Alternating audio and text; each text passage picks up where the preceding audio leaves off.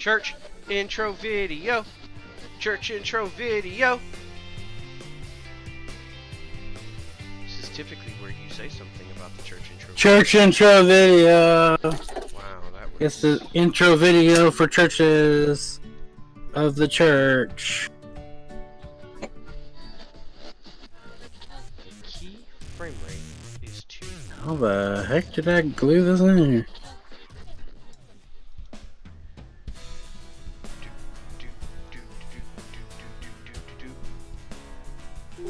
And why? I knew they kept sliding out. Biggs is here. What's up, homie? Where does it say the button is? In the back. How far down? Halfway. Oh. Got a picture.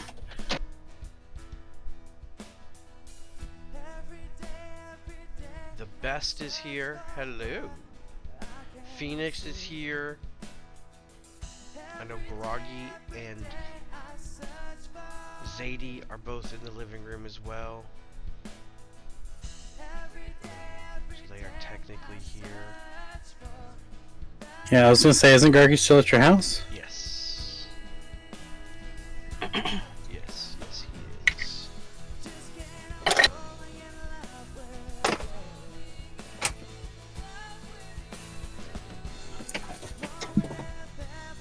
For some reason, my Adobe Audition, the record button's not here. Uh-oh.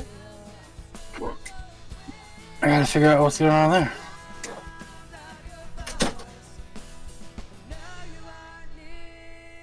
There it is. Okay.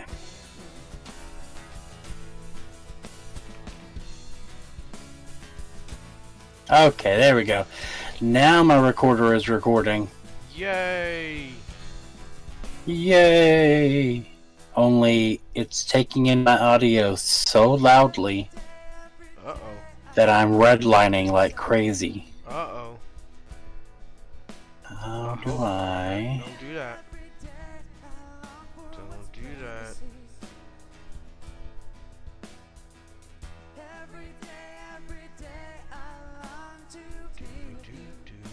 Do.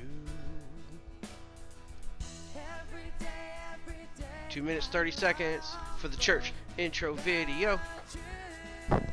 You can barely Church intro hear me? video. You can barely hear me, Zadie? What?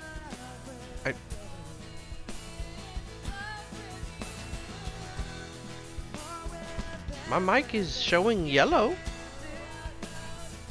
Really? Okay, is that better? Compared to Bill. Bill, speak. Maybe I need to turn you down. Hello, how you doing? Oh, I need to turn Bill down a little. Okay, is that better? Now speak, Billiam. Hello, and it's a wonderful evening. And then I'm gonna speak. Does that sound about the right? Oh geez. Oh geez what, Zadie? I can't tell what OGs means. I got 1:30 to fix it. What does OGs mean, Zadie? Bill needs to be... Why are you messing with yours? I told you, I'm redlining over and over and over and over and over again. This whole time I've been trying to figure out how to turn my microphone down. Ugh. I just told you that. I didn't understand that though. Speak again. Hello, how are you today? I have my volume set where it needs to be, but I'm not redlining. You are super quiet even in Discord though. That's crazy. Let me see if it's a Discord thing real quick. Nope. Turn down. No, I got you turned up correctly. I mean, you're so quiet, even turned up. It's Okay, how's that? Is that better? That should be good. Alright. Okay. Now both of us should talk at the same time over each other for the next 10 Right, seconds. so we should talk So we for should the same just talk time and so then they get a see good if idea we're getting, of what it's going to sound like when we yeah, actually doing the thing. When we do the stuff and we do the things. Okay. Did they have a good idea now? Okay, now it sounds good. Groggy says it sounds good. Okay. Cool. My heat just Thanks kicked for on, it helping us appears. troubleshoot that. And now we're actually live. Hello and welcome to the welcome live to recording Season of 3, Season 3, Episode Episode 65 of Okay. the Berean Manifesto. Faith, You Hope, need to and Love. Oh, okay. Now, for the podcast, the official Uh-huh. that we're going to release Oh, okay. out to Apple and yada yada and all that, Uh-huh. you're going to do it again, aren't you? Nope. Hello and Hello. Did you mute me? No, I wouldn't do that. Yes, you would. That's true, I would, but I didn't. Hello and welcome to Season 3, Episode 65 of the Berean Manifesto. Faith, Hope, and Love for the Modern Christian. I'm Pastor Bill, and I'm joined by Pastor Nooms. Hello. I am Pastor And Nooms. we are currently in a time of mourning. We've lost someone that was very special to us. His name was Bloodwing. Oh my gosh. We're going to go here right away. And he has died. And it broke my heart. Spoiler alert for if you Handsome haven't played Jack Border must 2. die! In Borderlands 1, when we were playing through on Gaming with the Pastors, Pastor Bill, or Pastor Theet, as he's also known, played as a character called Mordecai. Mordecai has a pet named Bloodwing. Bloodwing is basically what you could view it as kind of a falconeer, only it's not a falcon, it's something else. And you would throw it out, and it would go and attack the enemy, and it saved our butts on more than one occasion. Well, when we get to Borderlands 2, all the characters from Borderlands 1 are NPCs. Those NPCs are then just story people as opposed to the people that we're playing as. So, we're playing through it, and I knew it was coming, and I couldn't say anything because I knew it would be worse if he knew off the front. And it felt really sad knowing what was going to happen. And yes, Biggs, we will get to that in a moment. So we start the story. Everything's going well. Everything's going good. We go into an area where Mordecai is, and he's complaining because Handsome Jack, who's the bad guy of Borderlands 2, The villain. and they do a very good job of making you hate him through the whole story, and it just gets worse and worse. This is one of the pinnacle points where he does some scientific experimentation on Bloodwing. And you spend the fight trying to trank him and save him, and you do, and then the moment it happens, Handsome Jack presses a button that blows Bloodwing's head off. Now, if you were watching, which most of you were not, because most of you are listening to this as a podcast as opposed to watching on Twitch or live or anything else, if you happen to go back and watch that on my Twitch, there was towards the end of our last stream, which was the stream from 2.5, there was just silence on Bill's side. And it's really bad because there was some foreshadowing. And Bill was like, oh man, right there's where it says we have to go, and there's a red dot, which means if we have to fight Bloodwing, I'm going to get real upset. And I was like, no, that's not what that is, because it wasn't yet. And so he was like, okay, good. And then we move forward, and I'm going, oh crap, this is going to suck so bad. Yeah. And it did. And so now, I would fully expect the next week there will be a lot of streaming. Because Bill wants some hardcore vengeance against Handsome Jack in so many ways. Which is really cute to a certain degree, because those of us that are hardcore gamers, we've experienced this too many times. You get super invested in a character, and then it dies. I'll never forget there was one game, I cannot remember the name of the game to save my life, but it was for the Xbox 360, and it was an RPG, and you chose which characters you wanted to play as, and I put all my points into this one character, and then just the overflow points into the others. And in the last boss battle, he sacrifices himself. And then I'm stuck with 3 other characters I can play as that are completely underpowered. and I'll never forget it. And sadly, Pastor Bill has just dealt with the loss of a game character that affected him hard, and I feel terrible, but we will continue playing it. And we will complete the story of Borderlands 2. Pastor Bill has been begging me this afternoon and evening to tell him that we get to kill Handsome Jack, to which I have responded, Handsome Jack's story does end. But that is all I said, and he is not happy with me, but that's okay. Not happy with you. So I found a Borderlands 3 candle today. Uh-huh. Rose scented. Okay. But I didn't buy it. It was like $20, and that's too much to spend on a little candle in a tin. Yeah, gross. Yeah. So our shirts today, with no planning. Unplanned. No planning. Unplanned. Yeah, we didn't plan that. Pastor Bill is wearing a shirt that has the Justice League on it, and I am wearing a shirt that has Marvel on it, which is pretty much just the Avengers, but it's not technically an Avengers shirt. So yes, as Biggs pointed out, we are sporting the DC versus Marvel, which is a crux of our relationship as best friends for years, because Billiam is a DC guy, and I am not. That's true. So, I believe Marvel is better. I will say DC did a much better job with all of their kids programming than Marvel ever has, and they have done a better And Marvel's job. done better with the theatrical Marvel's done better with than the theatrical DC ever has. and the comics, because the best DC comics were actually done by Dark Horse and Frank Miller and people like that, not actually DC Comics, in my opinion. Except for, the whole Return of the Hulk made-for-TV movie in the 80s where Hulk meets Thor, and That was a bad one. that's pretty bad. That was a bad one. That was a real bad one. All right, so how was your week, Pastor Nooms? My week was pretty good. Work is super busy, and so that is taking up a lot of my time, even a little more than its normal 8 to 5-ish time periods, which is okay. You have weeks that ebb and flow when you're salaried, and so that's cool. Played a good amount of games.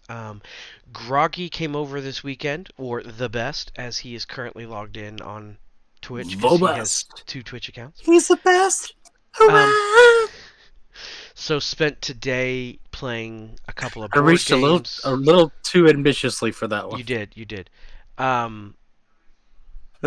So it was kind of fun. We had some fun. I made soup.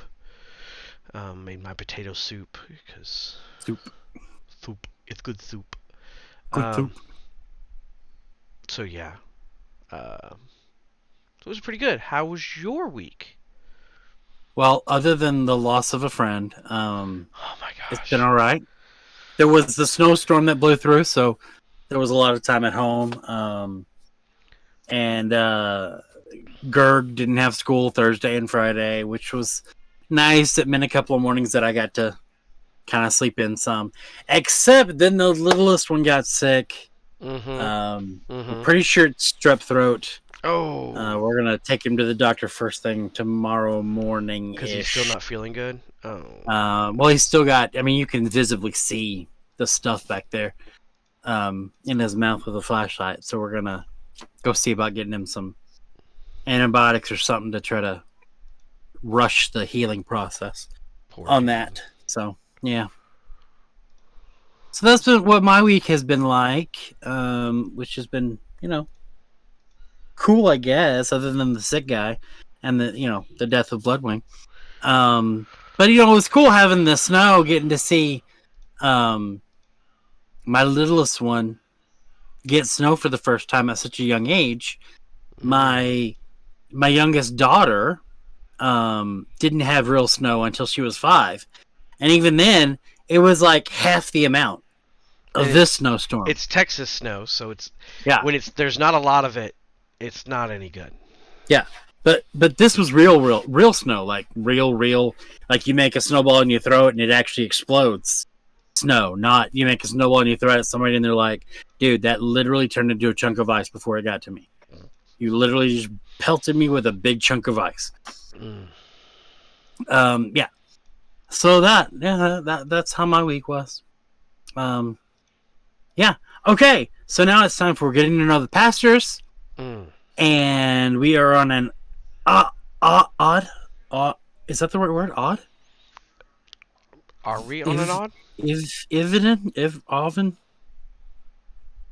It's evens and odds. Evens and odds are the right words. Yes. We're on an odd. Are you having a stroke? That happened the other night. Went to go sing the Night song, and I couldn't remember the word night, and it's the first word of the song. And so I was like, nah.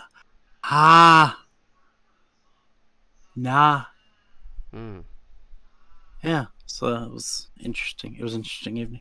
Okay, here we go. What characteristic are you most known for? I don't know. Because being known for something means other people know it. So I don't know.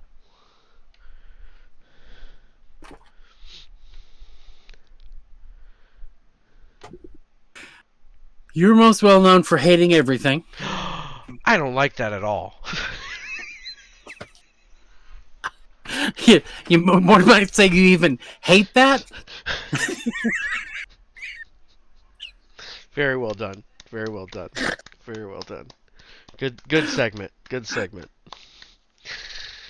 What are you best known for? What characteristic are you best known for, Pastor Bill? Oh man, I'm best known for being overly emotional and unpredictable. And why does your dad say I'm getting old? Because you are getting old. Is it the gray hair or the dentures or what is it? Yes. As well as the Yes. the way you laugh now is different than it was when you were younger. I thought I've always laughed like this. No, you have like an old man laugh. Sometimes, which which is what I'm assuming. Plus, Bill, you're like 48. -8, sure. Yeah. Ha ha, you're 40. I'm best known on the podcast for 3 things. Saying yes, that's valid, and that comes from before most of y'all ever listened. That joke came from. And then the other thing that I am... Oh, because he's having a stroke because you can't speak. Oh, a strunk. The other thing I'm very much known for, and I joke about this even outside of here, which is how far into the podcast do I make it without blaming it on the English language or Microsoft. If we're having technical issues, I'm blaming it on Microsoft. I think you're a pretty equal technology blamer.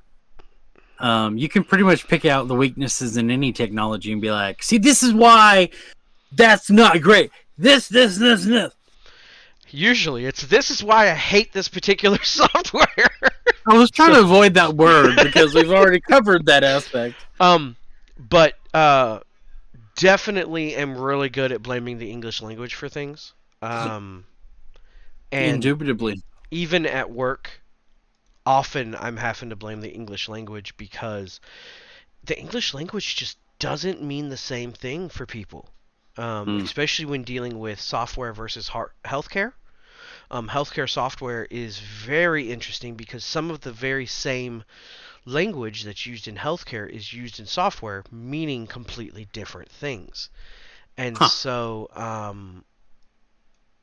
there's often communication issues between clinicians, providers, service people, the business and the markets that we work in, and our technical people because the words just mean different things to those people.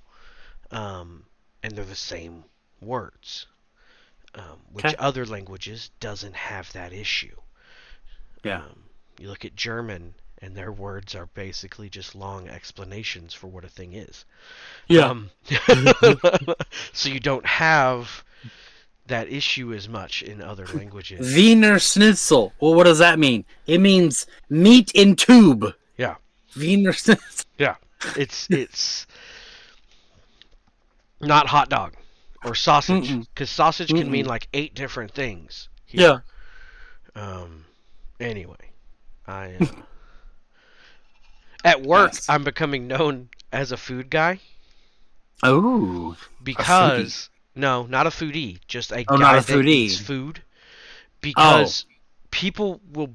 I'm someone who stress eats a lot, so during my work day, I eat. And so people will be in meetings or other things, and someone will say something about food, and because I love food, I will start talking about food. And the other day, someone said, I've been with the company about 4 months, and just over 4 months, and one of the people I work with closely a lot, she goes, Jonathan, didn't you just derail the last meeting talking about food? And I was like, look, I didn't bring it up. I didn't start it. You mean the meeting we had an hour ago with this same group of people that we talked about this same thing? No, because no, it was there was no need for us to have another meeting? It was a valid different meeting, but Okay. and that was the funny thing, was the only people that were the same on the meeting was me and her. And we're working 2 different parts of the company, but we were the only ones that were the same. And so it very much was like, yeah, I did that. All right. So, yeah. Those are the things I'm known for, I guess. Tonight, we're talking about Thomas, and I gave you no time to prepare for this. I apologize. Well, you asked me yesterday, what are we talking about? And I said, I think we're talking about Thomas. That's all I told you. So, you can't see it, so I've got to tell you. You said, tonight we're talking about Thomas. Right? And the best Groggy said, I doubt it. No, I see it. Oh, you do see it. Because you're in the Discord. I'm in the Discord, yeah. Yeah. So that was good timing. Yeah. That is funny. That is comical. I thought you would enjoy enjoy that. It's a great joke, even. I thought you would enjoy that. But after tonight, you're going to have to stop that. That is true. Right there. You're going to have to stop that. But okay. I doubt that we're talking about doubting Thomas. Oh, God. Okay, so we're talking about Thomas. And yes, you even asked me, which Thomas are we talking about? And I said, the one they call doubting. Which is an accurate statement. Yeah, that was the only cue I gave you as to the tone of tonight and what we were, the one they call doubting. Because I wasn't completely sure myself exactly where this was going. And I sussed all that out today. I took probably 4 hours. I think it was just 4 hours. Maybe 5, reading through the commentaries on John chapter 20, verses 24 through 29. And kind of sussed out where we were going. And as I was reading through it, I was like, I see what's going on. Okay, gotcha. So it made perfect sense once I got into the study as to why we were going that direction. So let's start with, and if you could type this in, because on the Restream client, I think it is, where you type it in, that it actually shows up on Facebook. It goes but if everywhere? I type it into Discord, it doesn't actually show up on Facebook. All right, so we're going to John. We're going to John chapter 20, and we're going to read verses 24 through 29. Okay? And this is the story where Thomas, the apostle, now we call them apostles because they are the 12 disciples who, when the Lord said, eat of my flesh and drink of my blood, they stayed. There were estimated to be about 120 people following Jesus when he gave that teaching, and all of them left except for these 12 people. Okay, so that's criteria number 1 for being an apostle. Criteria number 2 for being an apostle is meeting one-on-one with Christ after he died, descended, and then came to earth to do his post resurrection ministry before he ascended. Those are the 2 criteria for apostle. Paul never actually met these criteria, even though a lot of people call him the Apostle Paul.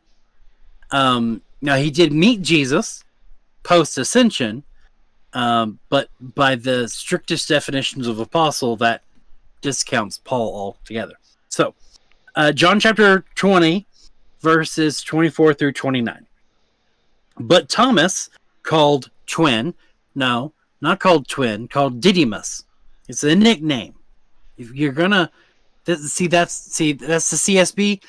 I don't often disagree with the CSB, but when you translate somebody's nickname into what the word's actual definition is, I have a problem with that. Yeah, that's a little weird. But Thomas called Didymus. Although they did put it in quotes. Yeah, they did put it in quotes, and then they put a little note at the bottom. Greek To be Didymus. To be fair. One of the 12 was not with them when Jesus came. Now, what he's talking about is Jesus had met with the other 11 on the first day of the previous week. So the other disciples were telling him, "We've seen the Lord," but he said to them,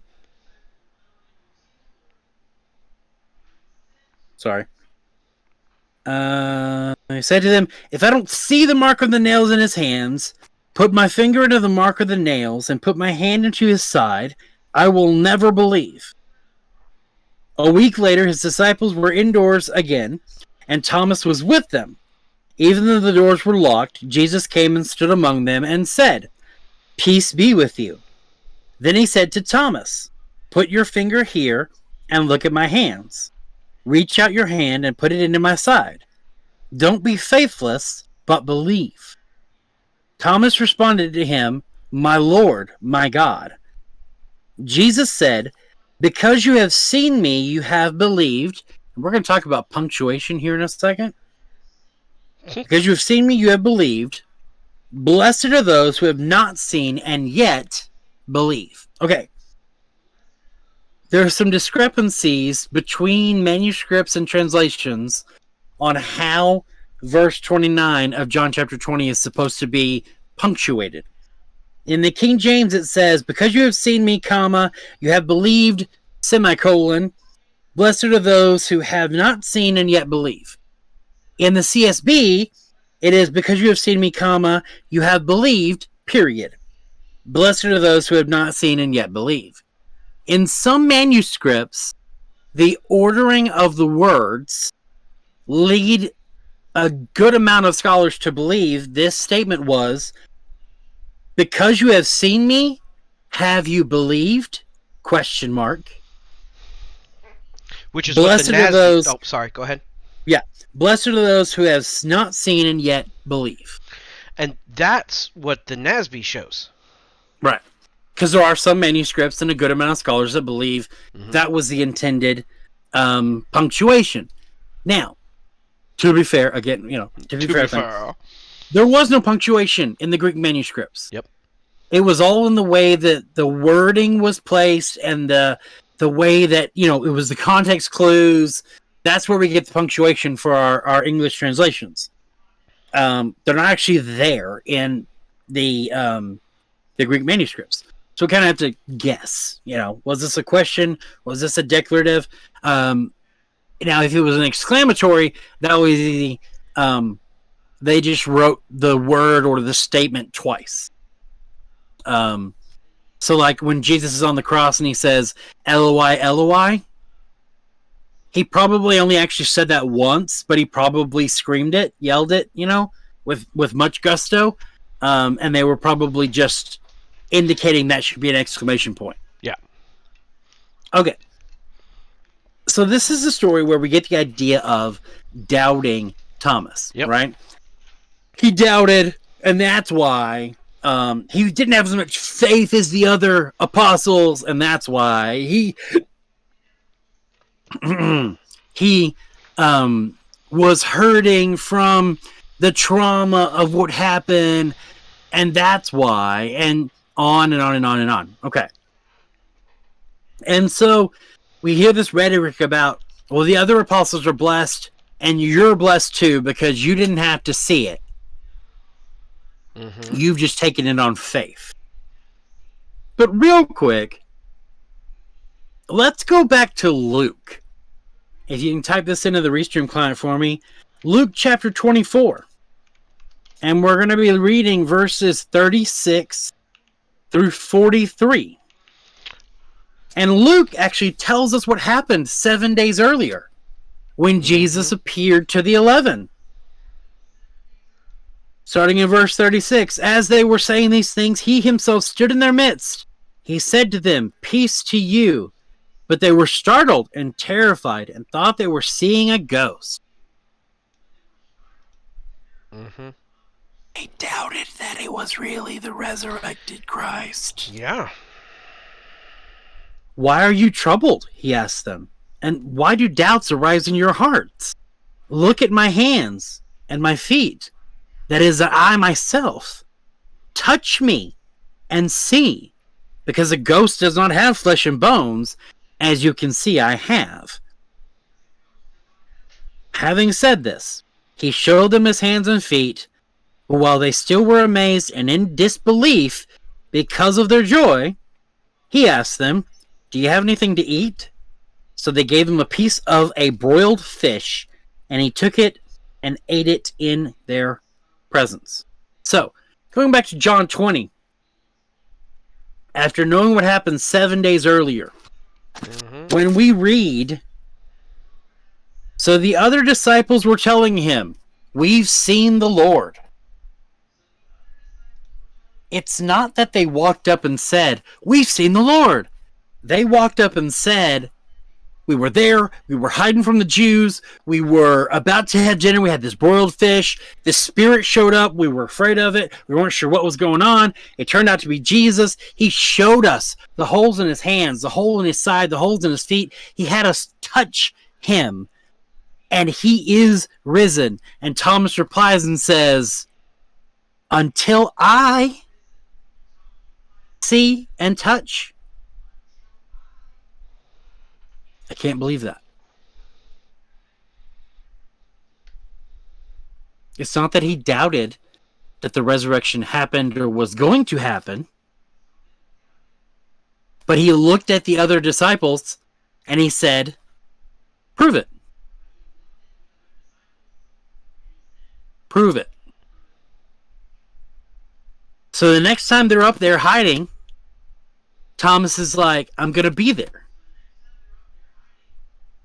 That's not doubt. That's faith in action. The next time they're doing that, I'm going to be there. I'm going to be there and ready to see, so it can be proved to me. Jesus says, "Up, put your finger here, look at my hands, reach out your hand, put it into my side. Don't be faithless, but believe." Don't be faithless, but believe. That's not an accusation or a condemnation. That's a reaching your hand out and lifting someone up to you. There's no reason for you to not believe it, because it's true. Here's your evidence. It's true. All right. Now, Quick question, because I know how much we prepare for this often.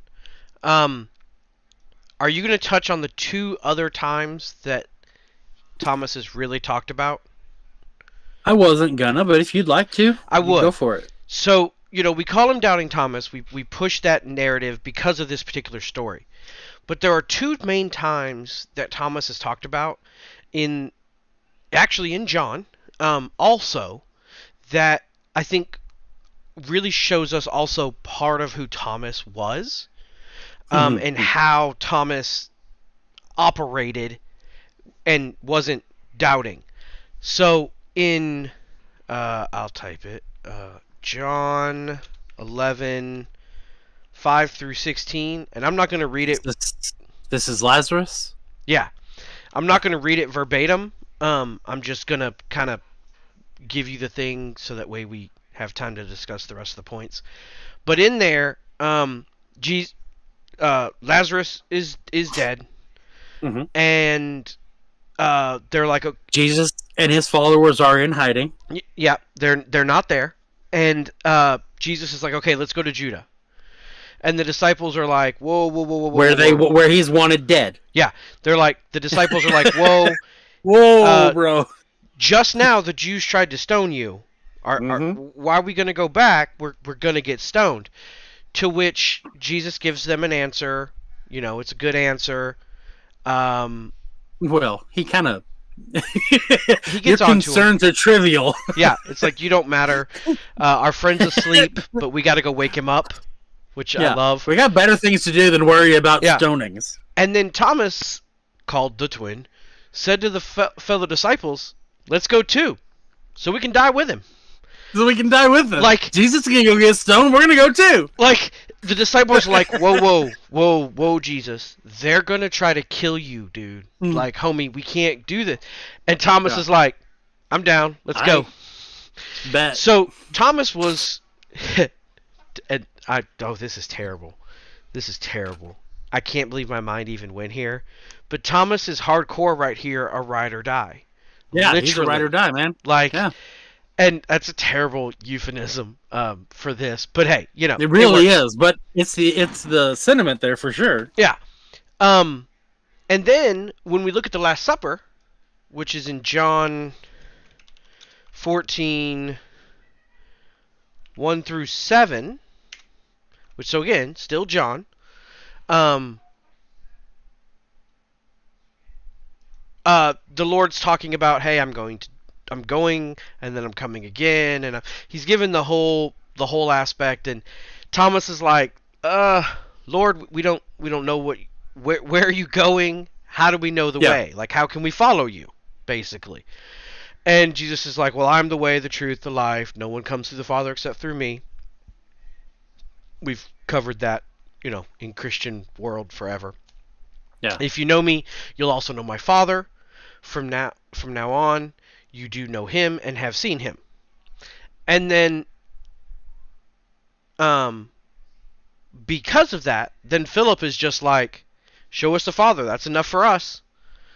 You know, and so Thomas's question there wasn't, it was him being literally ride or die. Like, okay, where are we going? How are we going to get there?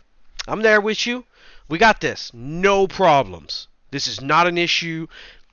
We're down. And he was basically, literally, I'm going to go where you go, but if you leave, I'm going to need a new navigator because you're the navigator. Yeah. I'm only following you. How do I know who to follow if it's not you? If you leave. Yeah. Like, literally asking Jesus, okay, we get it. You got to die. We understand you're the Messiah. You're here to save us. You're a great sacrifice. Has no questions on any of that. Never had to be gotten onto for other things like certain apostles had to, like, you know, becoming the main person who, you know, influenced all of church history, but denied Christ 3 times and had to have Jesus answer the same question like 6 times. So, you know, we don't see that with Thomas. Thomas is like, I'm here. And so he only opened his mouth when he had something to say. Yeah. In my mind, and so he only shows up twice. In my mind, 3 times. His question of I don't believe you is not I don't believe God. I don't believe Jesus in this. It's I don't believe he's not going to resurrect. Yeah, I don't believe your trust account. You. Yeah. He was straight. So yeah, he doubted someone, but it wasn't Jesus. He had no problem following Jesus literally to the end and then asking him, who's next? Who do we follow when you're gone? Had no problem with that. Had no problem with the understanding that he was going to go and then he was going to come. No problems. Yeah. He doesn't ask again in these passages that we see. He definitely had this strong understanding of what was going on. Yeah. We see this idea of, well, let's just go die with him. Carried out in Paul's teachings. Mm-hmm. You know, for me, to live is Christ, to die is gain. Mm-hmm. You see this played out. And then he's got this, well, where do we go? And then you see this played out again where Jesus says, well, who do you say that I am? And Peter asks, well, where else would we go? Well, this is an idea that Thomas has been holding on to for a while here, Peter. Yeah. You're just now getting here. Welcome to the party. Yeah. And then, if you'll type in 1 John chapter 4, verse 1, we have this another idea where Thomas says, I don't believe you. And then we see this play out again. 1 John chapter 4, verse 1. Dear friends, do not believe every spirit, but test the spirits to see if they are from God. Mm-hmm. Because many false prophets have gone out into the world, right? Yep. So even these people that he knew had been walking with Jesus with him, even though they had this history, he looked at them and said, I'm going to need you to prove the word that you just brought me. Prove it. Okay? And so we're kind of on the same topic here, but we're pivoting slightly. And let's talk about deconstruction. Mm-hmm. Mm-hmm. Right? Okay. Thomas and deconstruction. Thomas said, prove it. Mm-hmm. And waited for the only evidence that he knew was available. And how did he know that evidence was available? Because they came to him and said, we saw him, we touched him, he had the holes, it was all there. And Thomas said, I ain't gonna believe you until I see evidence of that. Mm-hmm. Okay. Right now we have this whole deconstruction movement. And yes, I believe it is a movement. Personally I believe, that the same thing that God did through John the Baptist, where he called people to repentance to make way for a move of the Lord, in this case the arrival of the Lord, is the same thing God's doing now in the hearts and minds of all these people that are being pulled away from the religious status quo that's been set up, right? And you see all these videos where these pastors are talking down about deconstruction and they're talking bad about deconstructionists and they're railing hard on all of these things. And then you see all these videos by these deconstructionists, and when they're not retelling and reliving the trauma that they feel led them to deconstruction, they're telling stories of deeper faith. Not all of them. Some of them deconstruct and they realize they don't believe, which we've already talked about that. I think it's better to deconstruct and believe you and find out you don't believe now than to fool yourself into believing your whole life that you had faith and then having that moment that Jesus talks about where you know, you're like, God, I did cast out demons in your name, I did ministry in your name, and Jesus goes, but I never knew you. We never had a relationship. It's better to find that out now than then. Yeah, because that still gives you that time for repentance later. That time to find as a Christian, God again. I celebrate that you have that time. Yeah. Yeah. And then you have these other people that deconstruct and they find this deeper, more meaningful relationship with the Lord. and a deeper version of faith than they ever had in the church.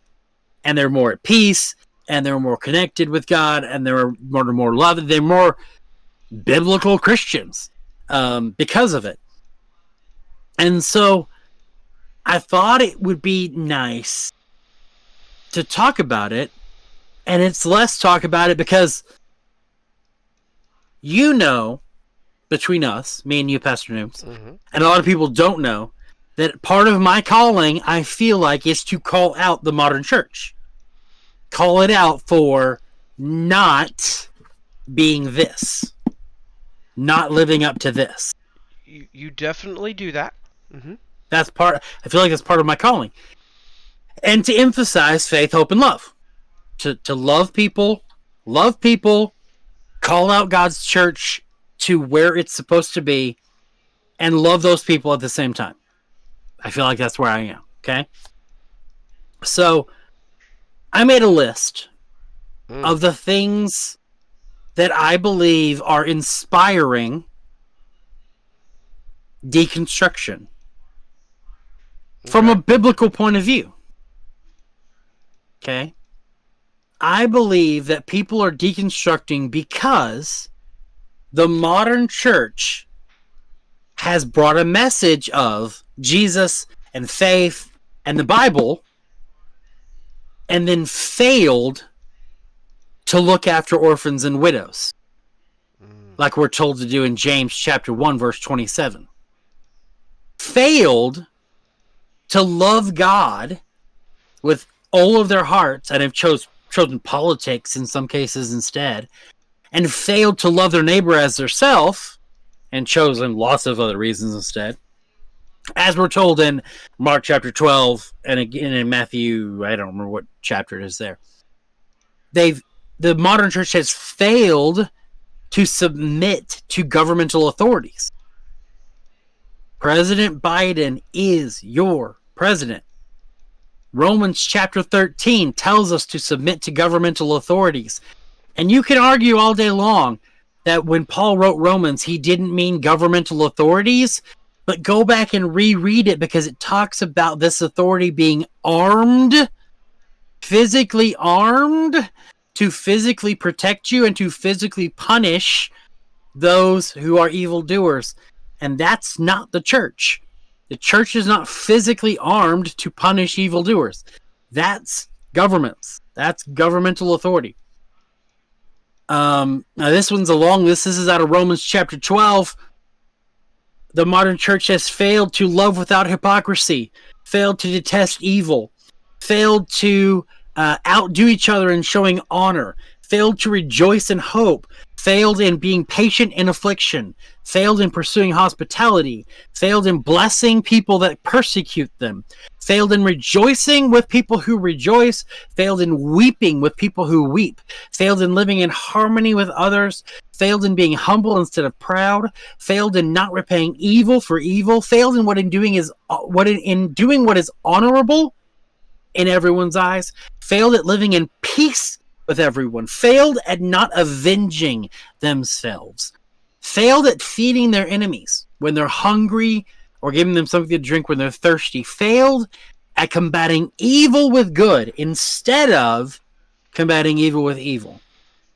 The modern church has failed to remember that there is faith, there is hope, and there is love, but the greatest of those is love. And I believe biblically, these are why people are deconstructing. Because the modern church doesn't look like this anymore. Yeah, and I think a lot of it has to do with, and now to be clear to people who might not know, when we say the modern church, we don't mean every modern church. We mean the church as a whole. The church. We're all guilty. Yeah, all of us. Exactly. Every church congregation, Christians as a whole, we are all guilty because we have failed to hold each other accountable. I'm including myself. Mm-hmm. As a Christian, as a pastor, I've failed to do my part to hold other pastors and other Christians accountable in these areas until recently. No more. I will no longer be that quiet voice. I'm calling them out. I'm calling out. We need to love. I mean, the church is the modern church. All of us, all believers. Right. So there are some that are doing good in some of these aspects. Some of them, yeah. And some of them are. So definitely not calling out every individual for every one of these, of course. Right. Because that would be crazy. And it's impossible to do all of these. Yeah. I mean, you would need a budget the size of, I was about to say the name of a church. Yeah, don't you would do that. need a budget the size of the U.S. government in order to do all of these. But the point is, we should be trying to continue. There's a lot of churches out there that have, and when I say churches, there's a lot of denominations out there that only focused on themselves. Yeah, and congregations too. And congregations that only funded themselves, only funded people that came out of them, only funded people that worked for them directly. Right. And then you've got churches there's a pastor in Oklahoma on TikTok who used to be a youth pastor, and he quit because they were saying things to him like, you need to stop hanging out at the YMCA and to administer to those black boys and only focus on the children of the tithers that come to this church. Yeah. And situations, there's a lot of churches now that are working with food pantries that are secular organizations, but they're filling the need they can't because they already have the setup. Why we promote and try to raise funds for, I personally raise funds for, but anyway, for the Trevor Project. Secular organization, LGBTQ plus, youth can call in for free and get support and help, and help through those issues that they're having emotionally, and with fitting in with their environment and all of the pressure they have coming against them. And that's literally the highest at-risk group for suicide in the United States. And so many Christians are just turning a blind eye to it. Yeah. If you truly believe that you're supposed to be spreading faith and bringing people to Christ, why would you ignore an organization that helps people live longer and has a reach that you don't have to literally save people's lives so they have a chance of salvation? And you know, that's such a big aspect of why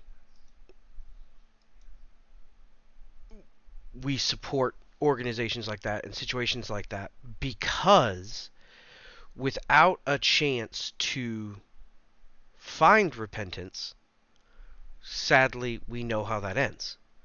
And so we've got to increase people's chances to give everyone a shot. And that means making sure children aren't starving to death. That means making sure people are loved. And you know, sadly, not, as you said, Bill, not every church can do everything. But if every church truly followed the New Testament teachings of taking care of the community, we wouldn't have a lot of the issues that we do countrywide and worldwide. Right. If churches I'm Christians I'm so tired of hearing Christians who are steeped in politics complaining about welfare and then not supporting food banks. Like, I just don't get that. Like, if you don't want to pay taxes to support welfare, then do your part to change that for the future raise awareness about food banks, raise awareness about organizations that help people with school supplies and shoes, and fill in the blanks where their jobs can't. If you're really that worried about being charged taxes to help people survive, raise awareness for programs that do that so that welfare can be taken out of the equation in the future. Yeah. And the failures of the church is what caused the government to need to step in. If the church had not been doing what they were supposed to be doing, and taking care of widows and orphans, and taking care of single parent families, and taking care of, we wouldn't have needed a lot of the government programs that the country needs, because we can't. And sadly, as a quote unquote, and I say quote unquote very strongly, Christian nation, we forsake a lot of the values that are taught in the New Testament of taking care of people. Mm-hmm. Myself, I don't like a lot of socialistic programs. And the reason I don't like them is not because I think they're wrong. I don't like them because our government mismanages them, and the people who truly need help aren't getting it. Yeah. And so that's what I don't like. So that's why a lot of times, like, I said someone I don't like socialistic programs, and they're like, oh, well, you don't care about this? I was like, no, I do. I just think our government would mess it up. I look at how the government treats veterans, and then it terrifies me for them to be in charge of my health care. Yeah. I see how they treat disabled people on disability, and how hard it is to get disability, and how hard it is to be able to be funded when you can't work, and how much they reject. And then it's like, well, what are they going to do if I get to that point? Like, so for me, that's my issue with our social programs, is they don't do enough for the correct reasons. Because but every church has to have a pretty new fountain out front, and every church has to have new carpeting in the foyer, and every church has to have as much money as the church in the United States brings in and then spends within its own four walls. If that money was pulled together in cooperation with all believers, we could get rid of welfare, because the church could be meeting those needs. And our church buildings would go to crap, but God never wanted temples. He wanted our hearts. And why are we spending so much money in making temples? And it's definitely something that, and even in that, we as Christians, individuals, are failing in so many ways, because so often we're not given to our churches, and we're only giving to our government. And we're not even most of us aren't even giving the 10% that the Bible, in Malachi says, you should dedicate this part to God. Right. Most of us aren't even doing that. We're not even giving that 10% to the church. And it definitely, and this is in no way, shape, form, or idea a thing of saying give us money, because it's not. Just to be clear on that. We are a 501c3. We are a church. We do give to ministry, other ministries, and other things. But the aspect that we're talking about is, as a whole, we as Christians and we as the church have to step up and stop waiting on someone else to fix the issues while we sit back in our super comfy chairs and watch. It's the sitting back and watching. Yeah. It's created a culture where the church doesn't look like this anymore. And so people are understandably, and with my support, questioning what the church has taught them. And not always finding the answers here. And deciding, I don't believe that. I think I'm going to be an atheist now.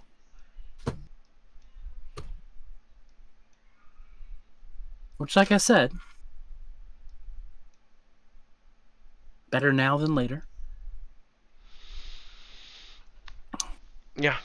But if your goal is truly the gospel and making disciples and spreading the word and loving like Jesus loved, there's a lot of work that needs to be done. A lot of renovation, and I don't mean to the fellowship hall at your local congregation's building.